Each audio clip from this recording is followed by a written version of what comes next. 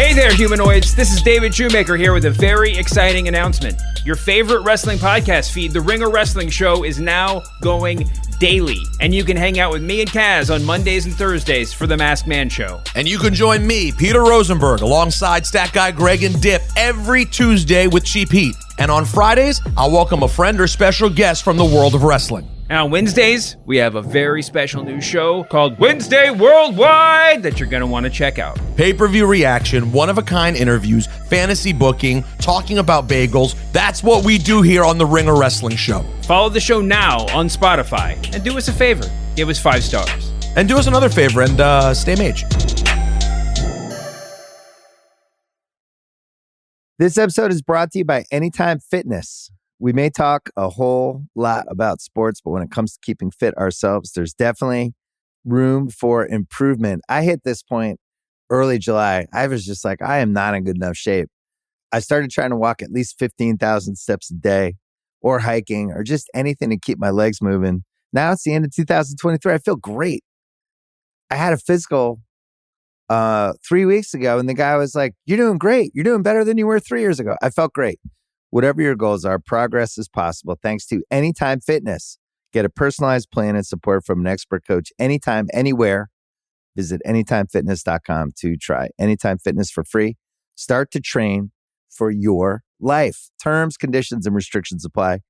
See website for details. This episode is brought to you by Read, Write, Own, Building the Next Era of the Internet, a new book from entrepreneur and startup investor Chris Dixon. If you're listening to this podcast, you know what it's like to be part of a community of fans. You value the people who play, perform, and create for everyone. Well, what if there are more ways to support them, more ways to be a fan? And what if you had even more ways to connect with the teams, artists, and other creators that you love? Even though creators make the internet valuable, how much value do they get for their work? Well, that's mostly up to a few big tech companies. Shouldn't creators get more from the platforms they make successful? More value, but also more say, more control, more ownership.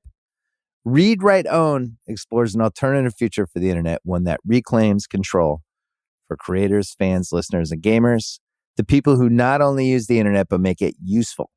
Read, Write, Own imagines an internet built by us for us. So order your copy of the book today or learn more at readwriteown.com.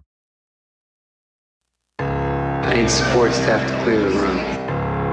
Stand up and walk now. Hello and welcome to The Watch. My name is Chris Ryan. I am an editor at TheRinger.com, and joining me on the other line, the new CEO of Netflix. It's Andy Greenwald. Thank you. I wanted to break the news on today's podcast, but I got scooped again. It's funny because I've always been a Ted guy. You've always been a big... Yeah. I'm Team Ted. You've been Team Reed, but now Reed stepping aside. So that's I guess where we could start, Andy. It's going to be a little bit of a grab bag episode. People can go back and listen to our Last of Us pod on Monday. It was a little bit more of a deep dive into the televisual arts. With, by the way, some audio issues on my end, which I want to apologize for. I'd like to just debase myself in front. I'm going to apologize a lot this episode. People love that. That's good for our ratings. Why don't you say sorry? I'm sorry. I'm sorry to Kaya, who produces so beautifully, and I gave her a terrible audio file. I sorry to our listeners. I thought it sounded okay. But you only listen to your feed. That's true. I only fire. You kind of my vibe audio out during the 3-minute silences. It's cool. Okay, so Andy, a couple of things. Headlines. We've got some Netflix news. All right. We've got some Star Wars news. Yeah. I have some reporting that I did that I want to share with you about The Last of Us. I'm really excited about this. Kind of. And then we're going to get into 2 shows we watched. The reboot of Night Court, which is the most popular thing in America, apparently. And a show on Netflix that we're going to hit a little later in the episode. So let's start at the top. Look, I know that we people usually think that our economic savvy is really what drives this show, that our ability to read the markets and our ability to understand the goings and comings in corporate America. So what was your first thought when I texted you and said, read out? Because Reed Hasting's, the longtime CEO of Netflix, is stepping aside, but also he's positioning it as much like Jeff Bezos and Bill Gates before me. I am going to be chairman, but this dude, Greg Peters, is going to step up and co-CEO with Ted Sarandos. The great ship Netflix sails forward, much like the boat in 1899. What do you think? Like, is there literally any ramification from this news that affects us, the TV, just Joe TV watcher?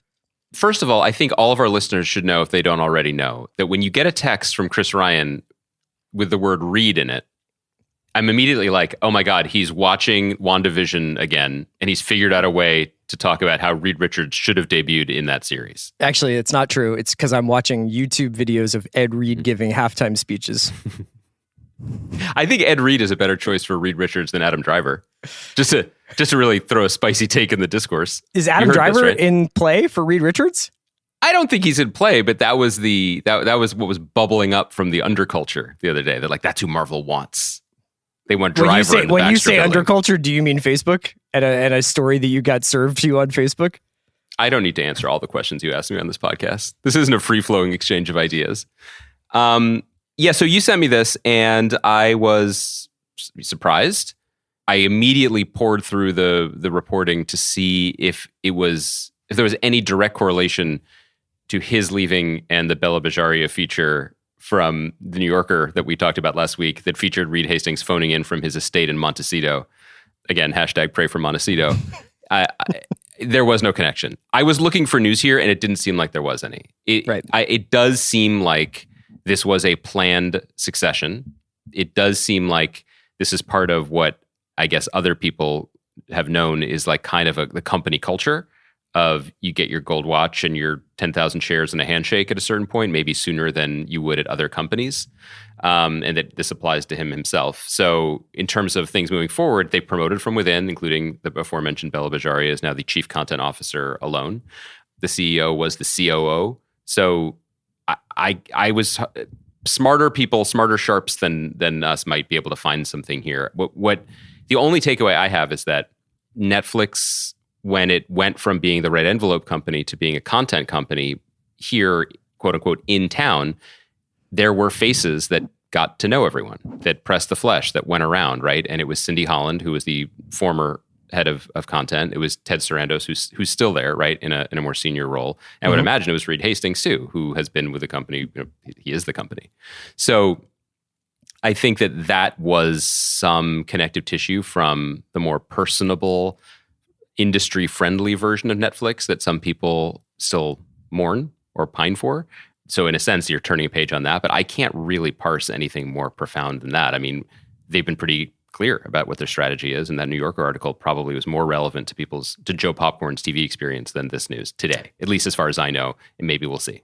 You mentioned that New Yorker article that we spent so much time talking about, Rachel Seimer, about Bella Bajaria. Bella Bajaria, I guess, a winner in this because she is promoted to chief content officer.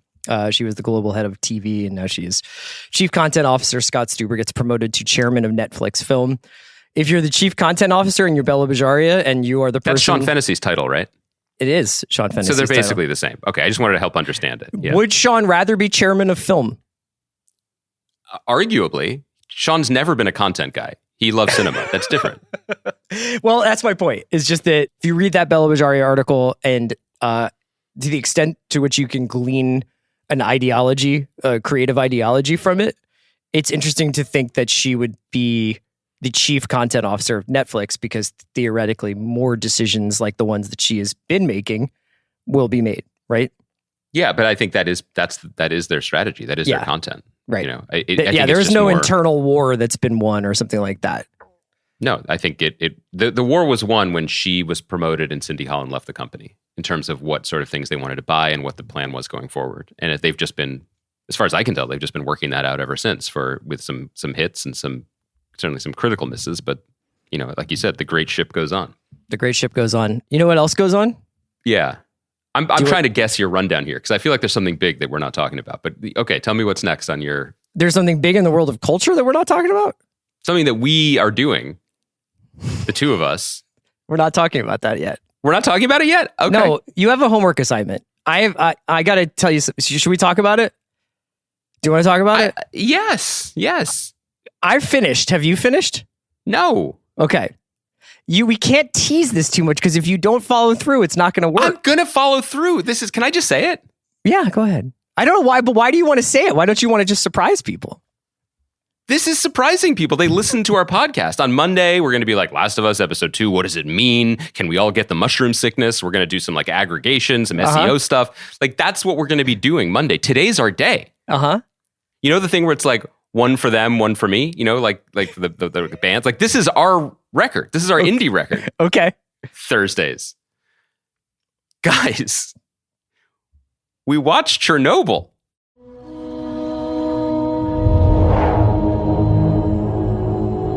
Well, Chris finished it. I haven't yet. You've watched 2 episodes, right? Yeah, but I already want to say something. And luckily I have a podcast. I just want to say that it's exciting to know that there is a new all-time L for me and for this podcast out in the world, and I want to own it.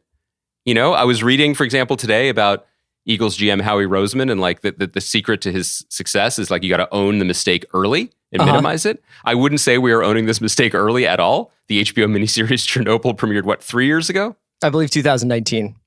That's fun. I think, right? It was pre-pandemic. Yeah. Look.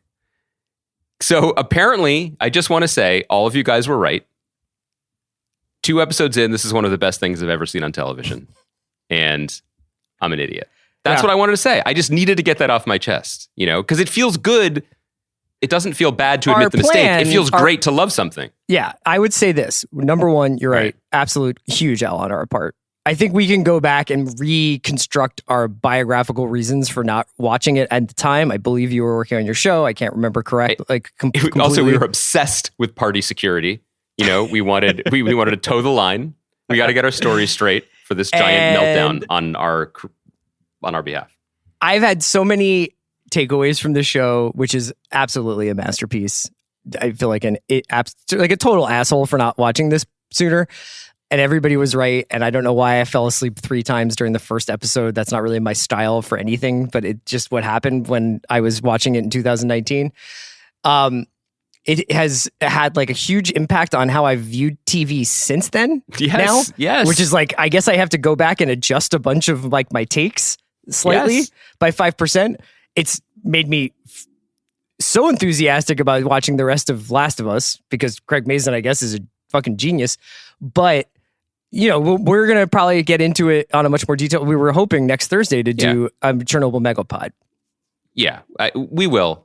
I couldn't sit on it anymore. You know what I mean? The reactor was going hot, and you kept trying to run water to my Simmons cooling camp tubes. Of don't feed the streets, starve the streets, and then drop the brick. You know, like Bill never tells anybody how the rewatchables works. Yeah, but this is just a staggering turn of events. Not just that we watch the show, but I'm always the one who's like, Chris, don't tell people who our guest is, and you can't wait to tell people who our upcoming guests are. You fucking love it. It just is, you just get so jazzed. And I'm like, no. So now we've switched. I can't wait to talk about the show with you. I'm so sorry. And really, who's the loser here? Me, because I hadn't seen the show before, and you know, turns out I'm a nuke junkie. I didn't know. I love it. It's incredible. We'll talk about Chernobyl next Thursday. We'll obviously talk about Last of Us on Monday. If you guys haven't watched it, watch it for Thursday with us. Are you going to do that? Where you're going to start going to parties and being like, "Have you guys seen Chernobyl?" I've already started. First of all, people love me at parties. I think that's our main takeaway. But yeah, I'm just going to be like, no, the mea culpa is real. That comes first. Yeah. So I wanted to talk about the Mandalorian trailer. Oh yeah, I do too. I forgot that. I guess I just, because of Book of Boba Fett, it felt like Mandalorian was in our life, but it wasn't, right? Yeah. Because even officially, no. Book of Boba Fett kind of turned into Mandalorian for a little while there. But it's coming back in March on Disney Plus, and they debuted the trailer. I believe it was during the Bucks Cowboys playoff game, which I had a lot of complicated feelings about as an Eagles fan, but mostly disappointment in any possible outcome. Yeah, it's weird that they couldn't both lose. That was weird. It's a shame. Yeah, I was like kind of hoping Bane would show up, but like, oh, that's right. Why couldn't Bane show up in that game? That's a great point. It's like Bane blows up a Steelers game, but it's like why not end Tom Brady's career definitively? Cleveland fans, earmuffs. Who hates the Steelers? I mean, it's not worth it to me. But this, yeah. Okay, go on. Anyway, the Mandalorian trailer, pretty sick. The big takeaway I have from this is, in my head, I was like, Are they crazy enough to really be like, you guys all love Grogu, but he's training. He's busy. He's somewhere else. He's like off cam somewhere. And immediately in the trailer, they're just like, nope, not Pedro Pascal and this adorable fucking Yoda are flying around the galaxy doing Mandalorian business. Do it. Yeah. Going to Mandalore, lifting stuff up, putting stuff down. You know, I mean, I felt very warmly towards this trailer. I think the timing is good. Yeah. Well, ask our audience. I think people expect some contrarian zags. It'd be great if you were like, "Who's this for?" It's for everyone who's a baby Yoda at heart. Yeah, yeah. My point is, it really comes into focus what I like and what I think I can expand it outwards. What I think many people like about the show in the wake of Andor, because both can exist. And again, I continue to think this is what makes Star Wars a strong franchise going forward. Mandalorian at its best reminds me of how Star Wars made me feel when I was a kid. And it taps into those latent feelings that still exist of adventure, of fun, of family, of Muppets in space, and there's some silliness, and it's drawn so deeply from the same well that George Lucas was drawing his original ideas from, like basically like 50s serials, right? Like Flash Gordon stuff. That's the heart of what started all of this, and it really taps into it in such a pure and uncomplicated way. And what was thrilling, as we don't need to belabor it, but about Andor was that it thrilled me and excited me as an adult. With more adult ideas. It engaged you intellectually and emotionally in a way that you probably wouldn't have been if you were 12. Yeah. And guys, get you a franchise that can do both. I think that it's pretty interesting now to see them in relation, because if I did start to sour a little bit on Boba Fett, certainly. I don't think Mandalorian, although I don't love the Digi Luke, but broadly, if I had started to sour on it, I think it was because of a fear that the best this whole galaxy could offer was nostalgia. Now, it's really high test Peruvian flake nostalgia, but is that all it can do? That's off the table for me now. This is what this show does, and there's room for both, and that really helps. That helps me, even though this is all just conjecture off a trailer, but I just felt really good about it. You've done a lot of tweeting this week, and I think my favorite tweets that you did were just the thread you did on Velma. But yeah. I couldn't stay silent a moment longer. I thought it was also pretty heartrending when you were talking about how it felt to see Order 66 dramatized. Oh my God, yeah. Yeah. No, first of all, we get a glimpse of that in the trailer. I love to do tweets. There's two things that I love in this world. It's travel to Denmark, to dine at Noma, and to do tweets. And apparently I can only do tweets now. I'm all out of Noma, or so you'd think. Spoiler, we'll see. But yeah, I thought it was great. Can I say one other thing about the trailer? Or about this upcoming season 3? It's premiering in March, right? March 1st? Yeah. So I just want to say they released, in addition to the trailer, they released some cast lists. Like a lot of our old pals are back. Katie Sackhoff is back as Bo-Katan, and Carl Weathers, of course, is back. Giving Chris, just save the bullets. But I am. My voice is tired. Yeah. Amy Sedaris. Wait till I do grief cargo watching Chernobyl. A lot of grief involved in that, I would say. No, over here, my friend. The decimeters are very low here. I can't step on this. I want the Rongan is totally fine. Do you think Carl Weathers as a party apparatchik? I mean, it's already weird enough in Chernobyl that they just speak English, even though all the writing isn't Cyrillic. So I don't see why he couldn't be him. He could have been one of the guys who's been like, this is under control, it's fine. And then everyone vomits nothing's on him. Perfect, I mean, Craig Mazin, I think, was like a kind of guy who would love to get some notes on stuff like that.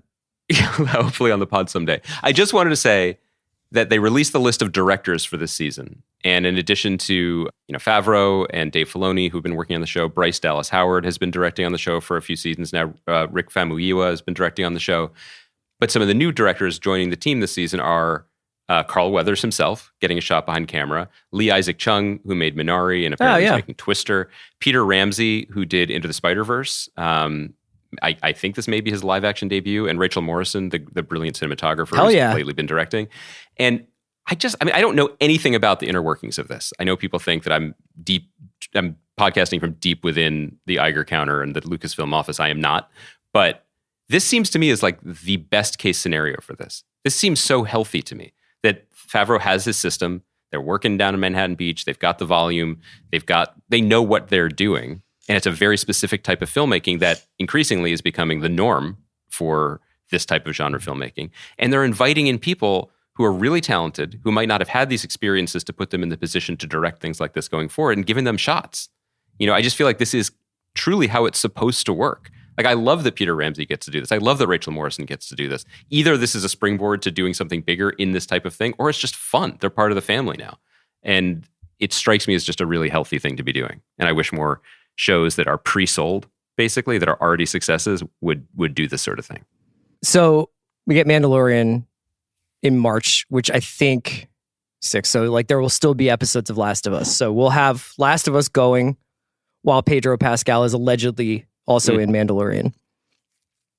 Do you think we'll see him this year? Pedro in Pascal? The show that he stars in? Do you think he'll be on The Mandalorian this year or no? I'm sure he'll like take his helmet off. Like there will be some I have to take my helmet off thing. I mean, he's obviously voicing it. It's just that I told my wife that he's not inside the suit, and she's never watched an episode of Mandalorian, but she was like, why? First of all, she was like, why wouldn't he want to spend all his time with Baby Yoda? Because I think my wife still thinks that Baby Yoda is like a sentient being that can go on like talk shows and stuff like that, and it's not. And then she was just also like, is this a scandal? Like, is this out there? And I was like, it's just one of those things that everybody kind of understands but doesn't really talk about, right? We do. We talk about it all the time. I want to talk to you about a different aspect of Pedro Pascal's influence in this world right now, okay? So I was on the internet. Here are a couple of articles that have been published in the internet recently. Yeah. Headline, I love the internet. I can't wait to hear this. The best part of The Last of Us is Pedro Pascal's jacket. That's from GQ. Here's where to go get Pedro Pascal's badass jacket from The Last of Us. That's in Popular Mechanics. What? Obsessed with Joel's jacket on The Last of Us? Here's where to buy it. Naples Daily News. I don't know if I guess that's Naples, Florida. And I dare say that there are probably bigger stories in local journalism than that for Naples Daily News to be covering it. But God bless them. That's good SEO because I found that article. So this is all about this wax trucker jacket that Joel, the character Pedro Pascal plays in Last of Us, is wearing, which is one of those, like, I can't tell if that's a real sensation or not. Like, are dudes really like, that jacket is sick, where do I buy that? Googling it. But I've gotten a lot of Instagram ads served to me about this jacket. Well, that means you've been talking about it. Well, the number one thing I wanted to know is just like going back to our whole, like, did rock music end with Turn on the Bright Lights in the Last of Us universe? Yeah. Is the wax trucker jacket, like, let's say clothing production more or less ceases in 2003, right? Right. So the zombie apocalypse happens. But what if our guy Dov Charney just like locked down the factory in LA? And so the only thing that is made consistently from the early 2000s is American Apparel? Well, it does seem like they're basically outfitting a lot of the people. It's like one color, like block color shirts. But I was basically at this, it's a retro looking jacket, but I don't feel like it was popular until about 5 years ago to like. Well, right. Well, but 5 years ago in the show was 2018. Yeah, I know. But they weren't making clothes in this universe is what I'm saying. We don't know that. We know because, again, all we've seen is Boston, which maybe my memory is a little foggy. That pretty much looked like Boston as I remember it. Like, I didn't see any dystopian anything so far in the show. So maybe the rest of the world is fine. Obviously, they're making opioids. Obviously, they're making guns. Like, I know that there are certain things that are being made, but I don't know what, like, the textile industry is in this economy. I reached out to my buddy Brandon, who works over at Stag Provisions, a store I like a lot. And I was like, what's the deal with this wax jacket? Like, would this be era appropriate? Now, this is the Stag Provisions in Austin, right? Which is where Joel's adventure began. And let me just also add, as a small parenthetical, I am also a big fan of the store Stag Provisions. We have had very different experiences there when they had a store here in Los Angeles, over in Venice, where you would tell me stories of going to the ocean and being greeted like Jason Momoa coming out of the sea in Aquaman. Everyone would be like, well met, fellow. It wasn't like that. They were just really nice. And they'd be like, want a Topo Chico while you try some jeans on. Yeah, but they'd also be like, They were CR heads. Like, they knew you. They were nascent. Right? I mean, I don't think CR heads was really a thing back then. They were just bros who were like, we like the watch. Here's a Topo Chico. Yeah, but I'd go over there and be like, hello, same people who love my best friend. Could I try this in a medium? And they'd be like, I don't know, can you? Like, it was That's just not true. Is that true? It was just I just feel like we had a different experience. You'd be like, yeah, I'd be like, hey, buddy, where are you? You'd be like, sorry, got held up hanging out with my boys at Stag Provisions on Abbot Kinney.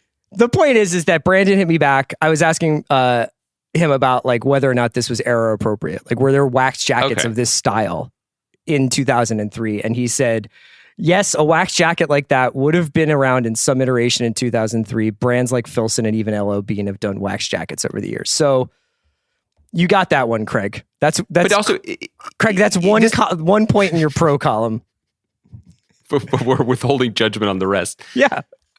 Look, Chris, I don't want to like out ourselves here, but like, I feel like a wax jacket is something that has a use other than parading down Abbot Kinney Boulevard that we don't know about because we don't know how to do things physically in the world. Yes. You know what I mean? But I want to know whether or not the wax jacket that Pedro Pascal was wearing in the show would have been in production in 2003. Do you know what I mean? Wow.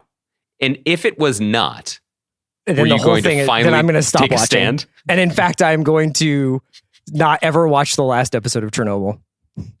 Wow. I think that's fair because then, my God, like then it's what you've opened Pandora's box and it'll be like, is this rotary phone what they had in Ukraine in the mid 80s? I'm just there's glad no that way of knowing. I'm glad that The Last of Us is making me think about real things in my life. I think a lot of people are like concerned about like, oh, could this really happen with a pandemic? And like, do I have to worry about spores? And that's not what I'm worried about. I love, by the way, speaking of the internet, I love that the internet's response to that show was just like, let's see what The Last of Us got right about the mushroom apocalypse. I'm like, that's really not what I'm interested in or why I'm watching the show. I don't care if it's real. Like that's okay to have your made up stories. Quick parenthetical here on Last of Us before we, can pick it up again after the second episode.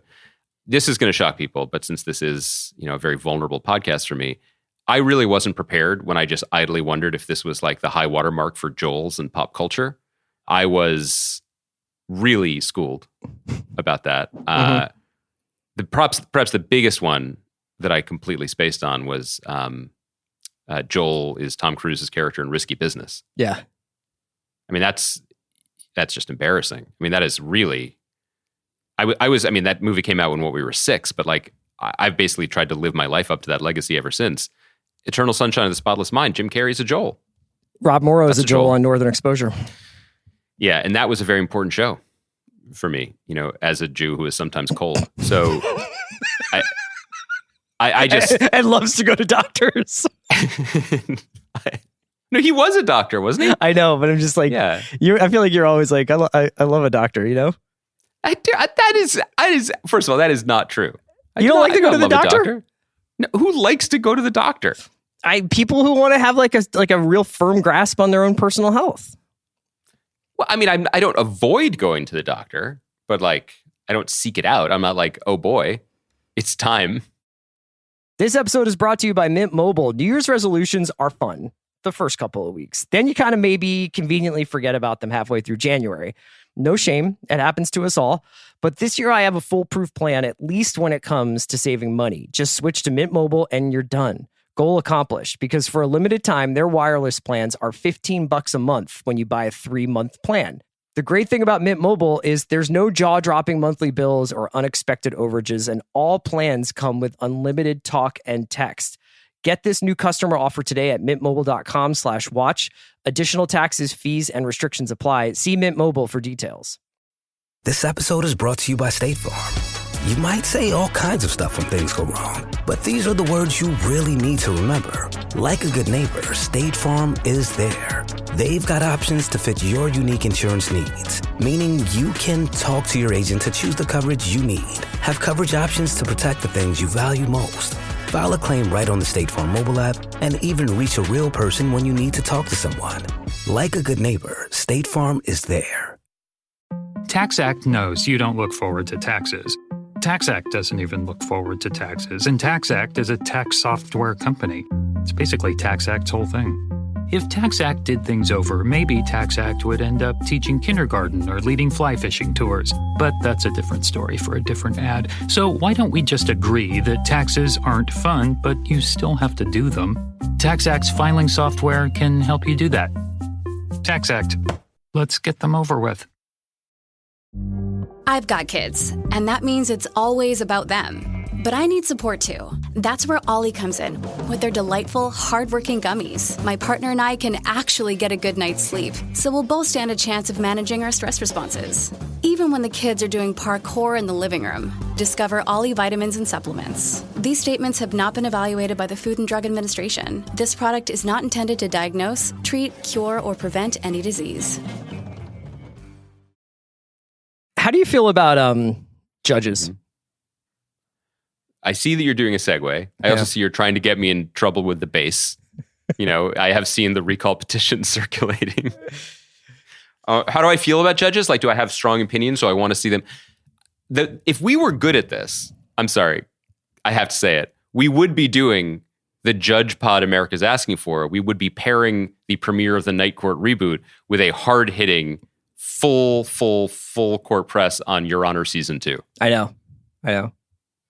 But we don't give the people what they want. No, we're doing one half of that show. I did watch 3 episodes of Judging Amy, just for fun. I wasn't going to mention it. Andy, I watched both episodes of the Night Court reboot, and Amazing. I did that. You're in step with America. Well, I am, because 10 million people watched the first episode, and 10 million people. Crazy. 10 million people would be.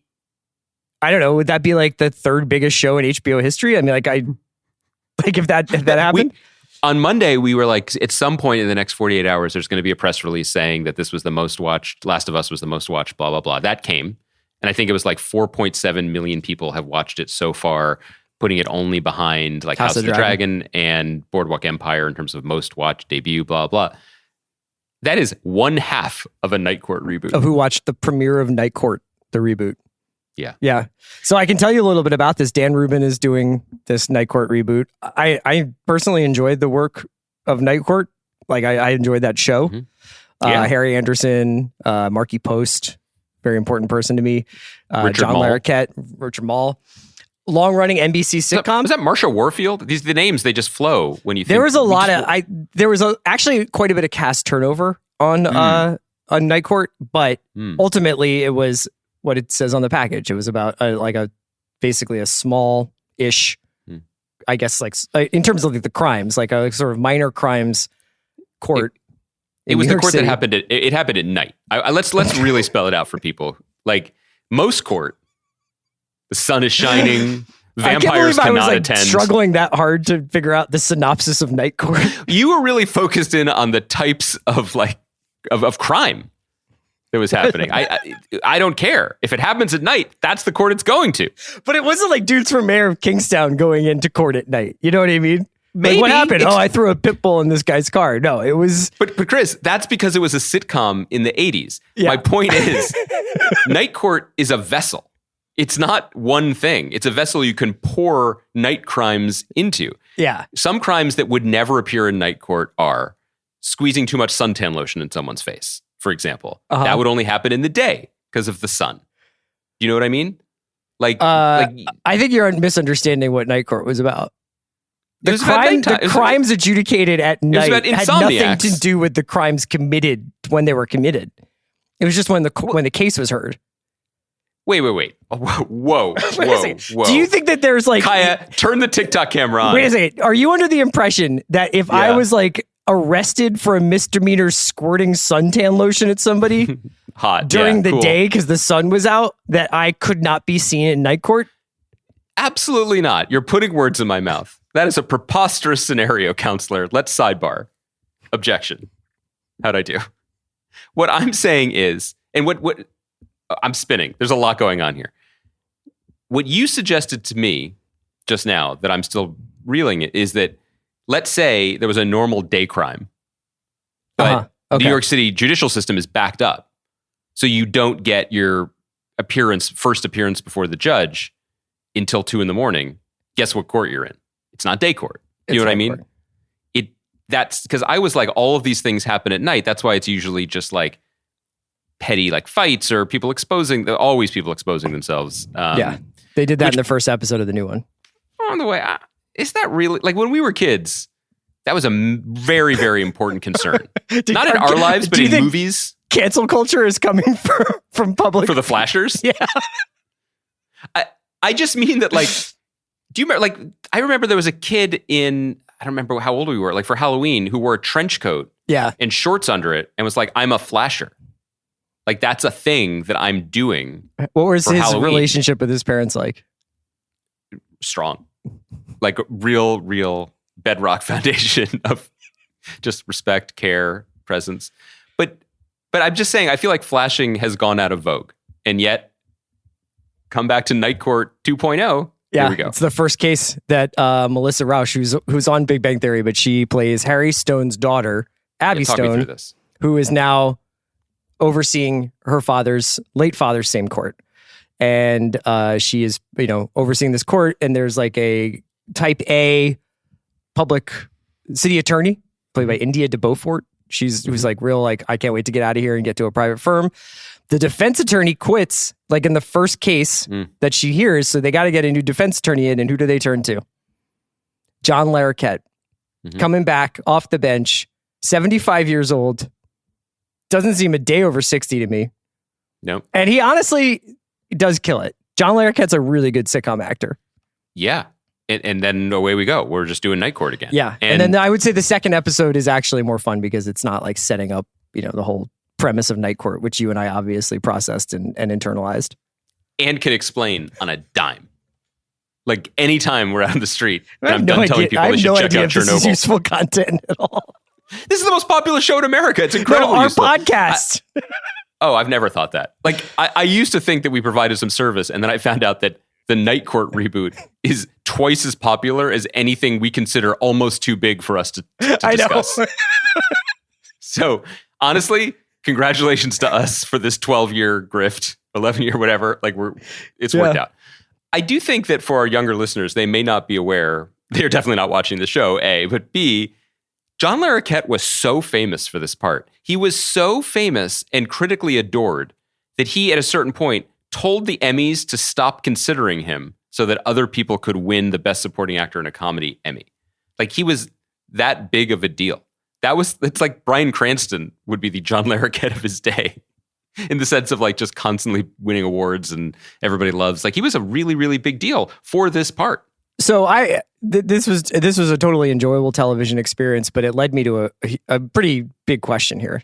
So NBC puts this out, Night Court's out, and it gets 10 million viewers. And then I think the second episode retained 7 million, which is crazy.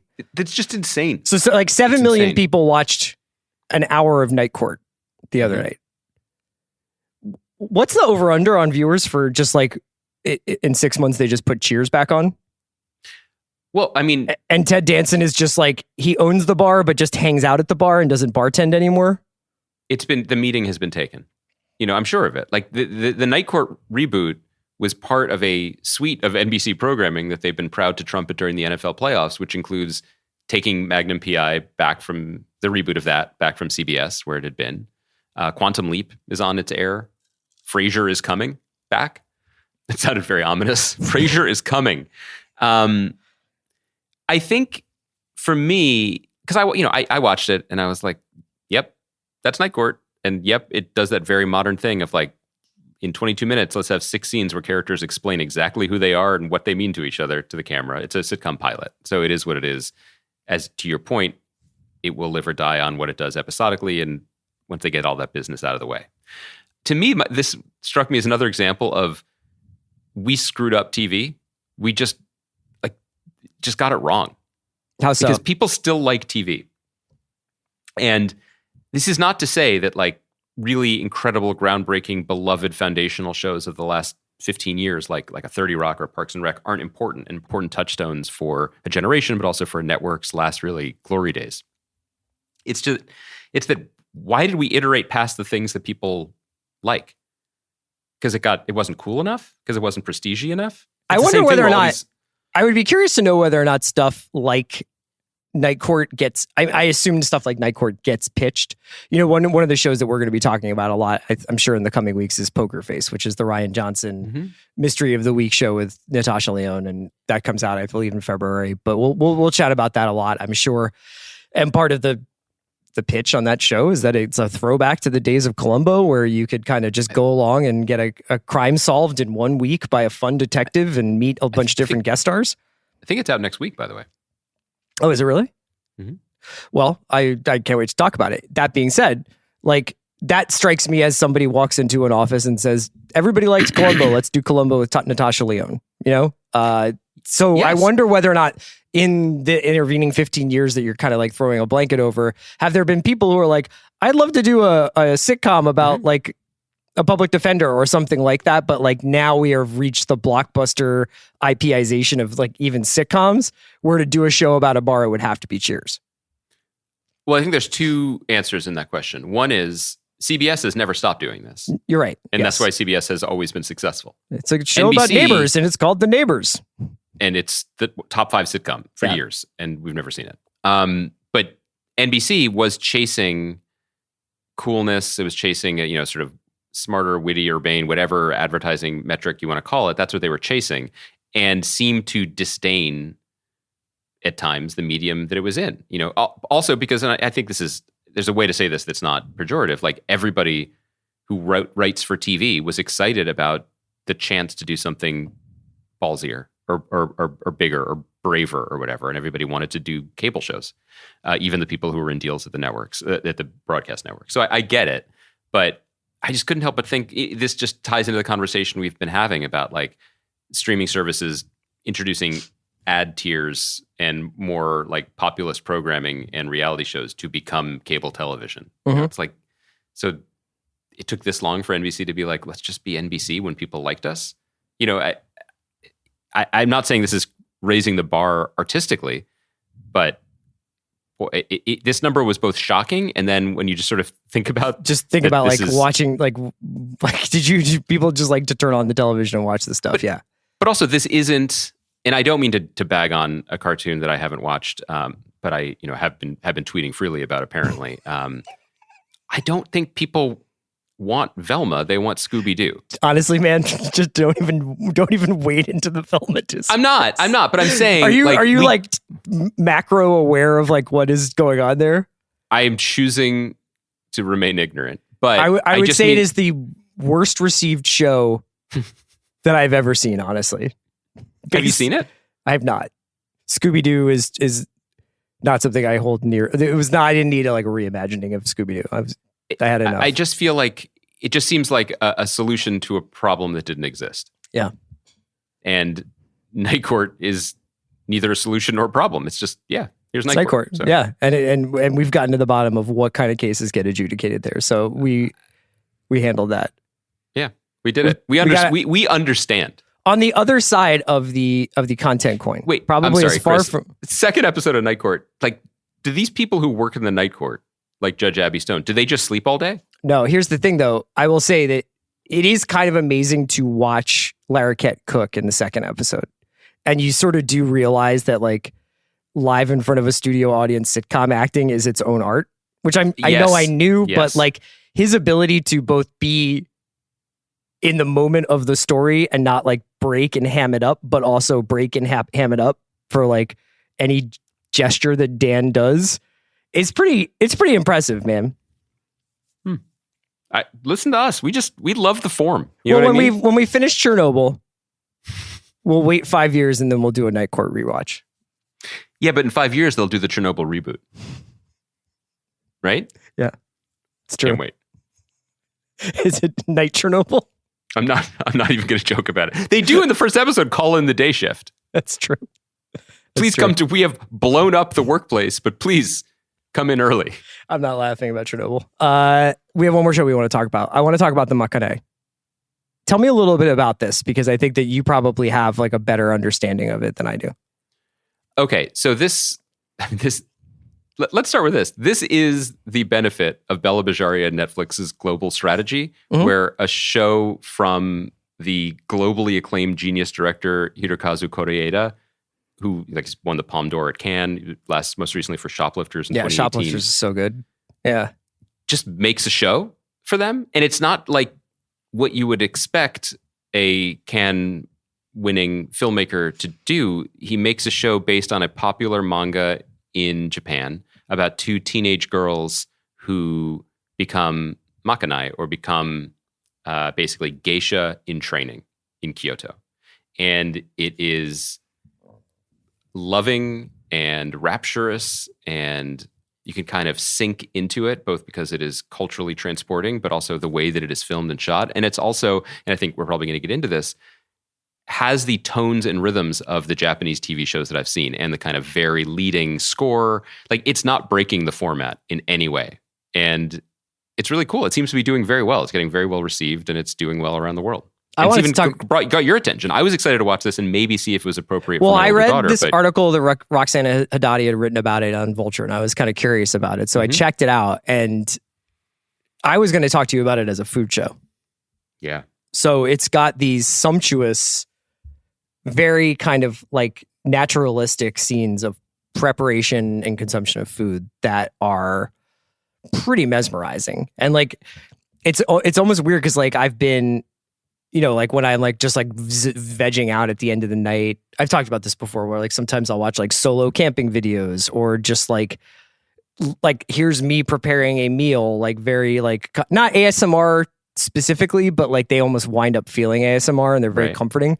I felt that way about this show, where it's like watching someone prepare dumplings was like, I felt like my blood pressure go down, Yeah. I mean, I also, people know my feelings about food TV in general and how much I love it. But my version of that is like, I like to watch YouTube videos of people traveling on ferries in the Japanese island of Hokkaido.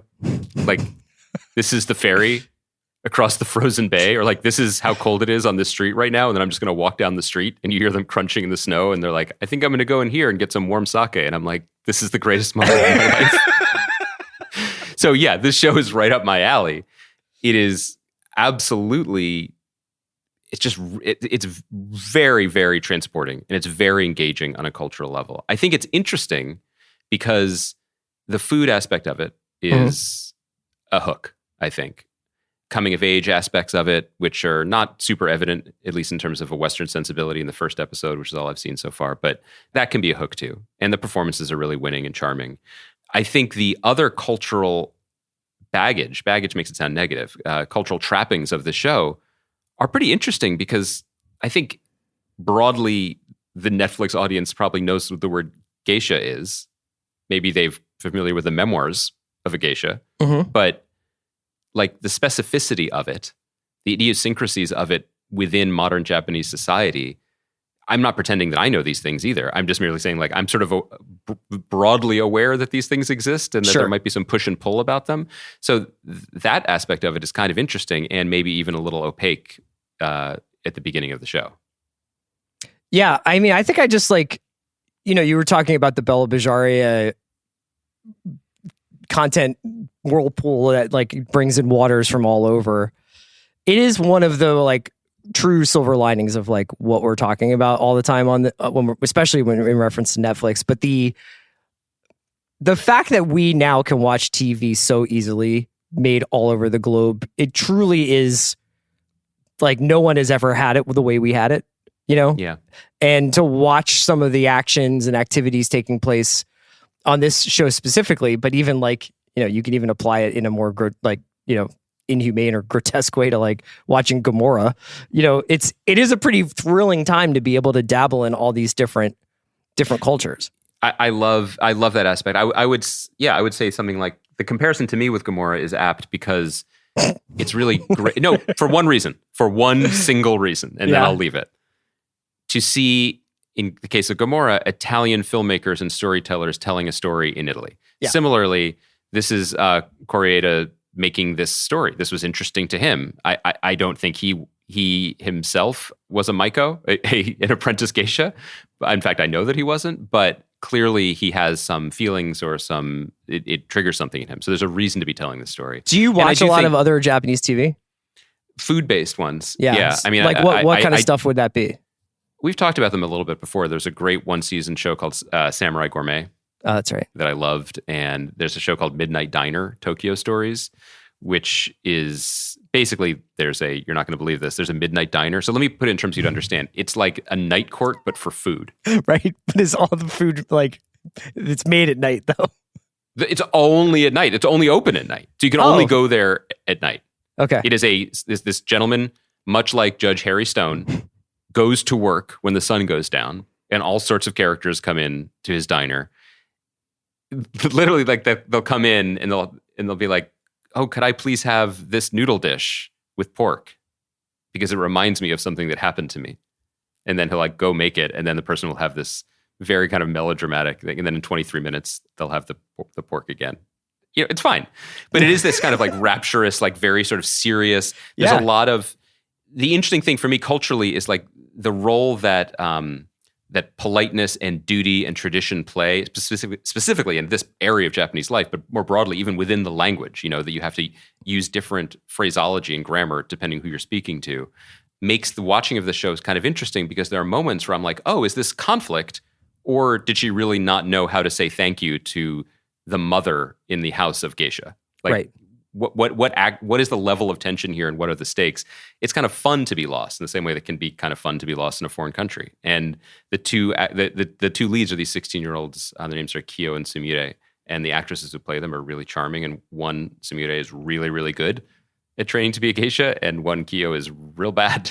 Really like has no rhythm, doesn't seem to be focusing, but is really into the food. So in that sense, maybe it mirrors our relationship to this show, you know, where people can't see me. I am wearing the full makeup.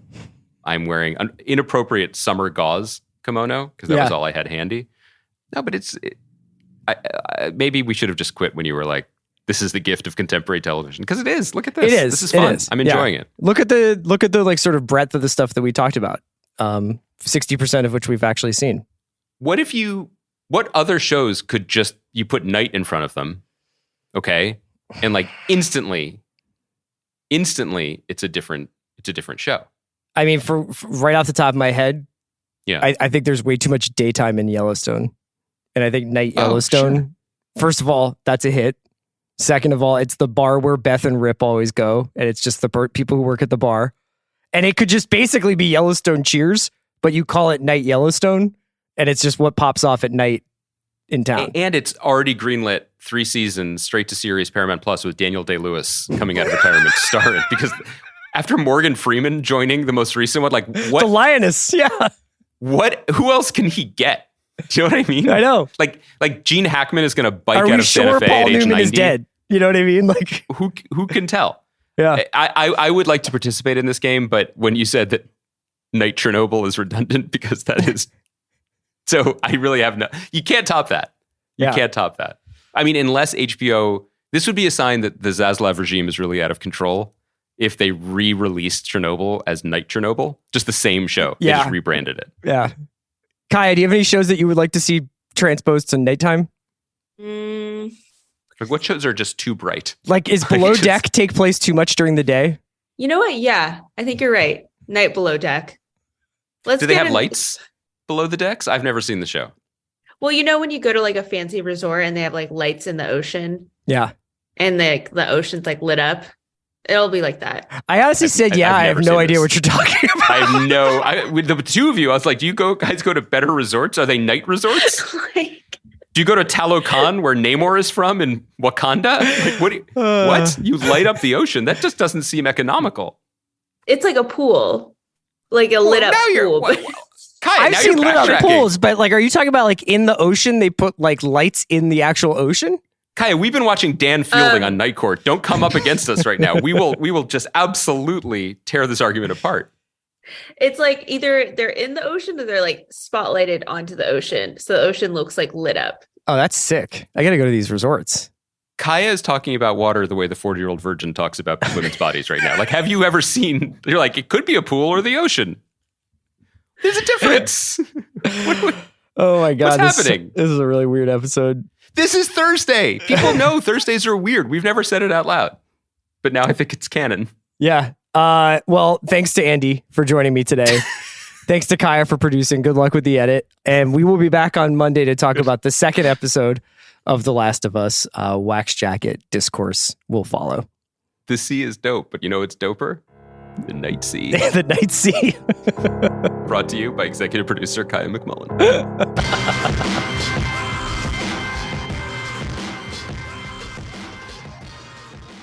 You know what my answer should have been? It's right there. The Night Lotus. It's right there.